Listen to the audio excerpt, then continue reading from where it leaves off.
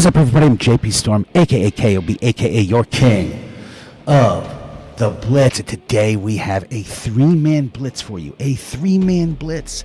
This is coming from the dime 2-3 odd out of the 4-2-5 defensive playbook, which this is in our 4-2-5 defensive ebook. Go cop that at kingoftheblitz.net. If you're stuck by the patch, get unstuck. Don't get left behind by the patch. Go to kingoftheblitz.net and pick up any one of our ebooks. Now, the dime 2-3, before we pick any play, I want you to put, you see where number 0 is?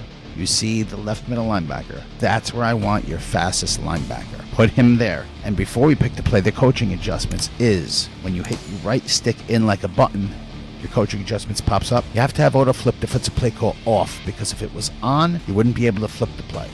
So have this off. Cornerback matchups by overall, and I like to drop my curl flats back 30 yards. Now, if the game dictates me to change this, if I keep getting beat, then I'll come back here and mess up my zone drops. So the play 2-3 odd, we make this a three-man blitz. And in the ebook, in our 4-2-5 defensive ebook, we do this out of cover 4 as well, which is better coverage than cover 3. We're doing this from edge blitz 3. You could also do this from edge blitz 1, but we're going to do the zone version. So flip the play, hit R2 or right trigger, run it off the left, but realistically, you want to run this away from your opponent's halfback. That's it. So that if the halfback's on the right, run it like this. If the halfback comes out on the left, flip the play and do the reverse setups. Now, the setups are so easy. Let me just first go over the regular blitz, and all you got to do is pinch all linebackers, which is right in the D-pad, down on the left stick. Now, I want to show you something. Before we pick a play, though, go wire triangle down on the right stick, so those 30-yard back curl flats become hard flats. Now, because there is minimal setups here, what you could do is A, keep the hard flat that's on the side of the halfback, but B, that left hard flat, that left safety, because it's so easy to beat cover 3 just by a streaking slot wide receiver, I would go wire triangle twice, L1, and maybe put him in a deep half up on a left stick. Do something like this.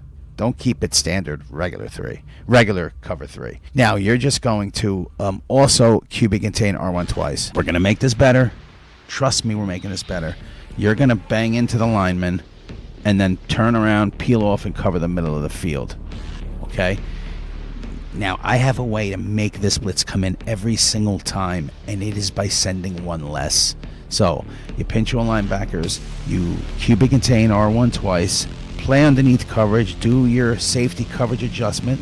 Now, put that right of screen D end on a QB spy. That's the key to getting this in. So you peel off and you cover the middle of the field. Let me just show you, give you this tip. What makes this come in is that QB spy. Watch number 91. He's on a QB spy, right? Now number 65. Watch 65. Watch the center. 65 would go block that looping linebacker. He would. But look at what he does. Now he's looking at the QB spy, leaving that looping blitzer, that looping linebacker to come in. That is the key to making this play work. So in order for this play to work better, you have to make the coverage better by putting that defensive end in a QB spy, which is insane. So you pinch your linebackers, you QB contain, you could play underneath coverage and put that right screen D end on a QB spy. And if you have time, put that left safety. You could even put him on a hook curl just to make it look like he's in that area. So you're going to engage and then peel off and cover the middle of the field, and sometimes that defensive tackle comes in just like that as well. Now the other setup is very similar. You pinch your linebackers, QB contain, shift the D-line to the left, and put that right of screen D end on a hard flat. Now what this is going to do, you're going to make that left defensive back come in, and you just got to make sure shift the D-line to the left, pinch your linebackers, QB contain, put that right screen D-line on a hard flat. You just have to make sure that you peel off, like turn around and try not to get stuck on your guy, because you want to help. This is your chance to probably get a user pick, because your opponent's going to think the middle of the field is open, but you're going to peel off, and cover what's the weak area field. If you don't play hard flats on the field, then the left flat area, you got to QB contain. is the weak area, and that's where you want to go cover.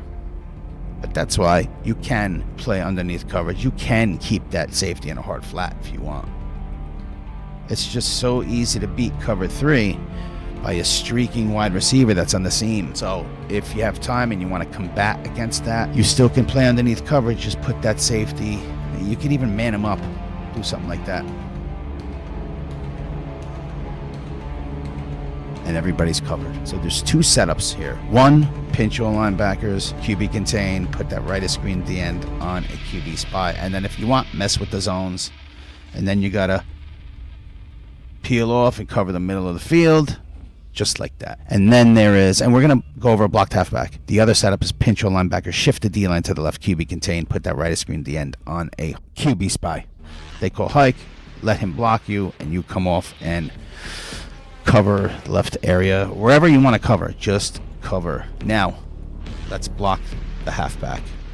This is why I want you to do this away from your opponent's halfback, because this could still get in, even with sending the 3-man blitz version.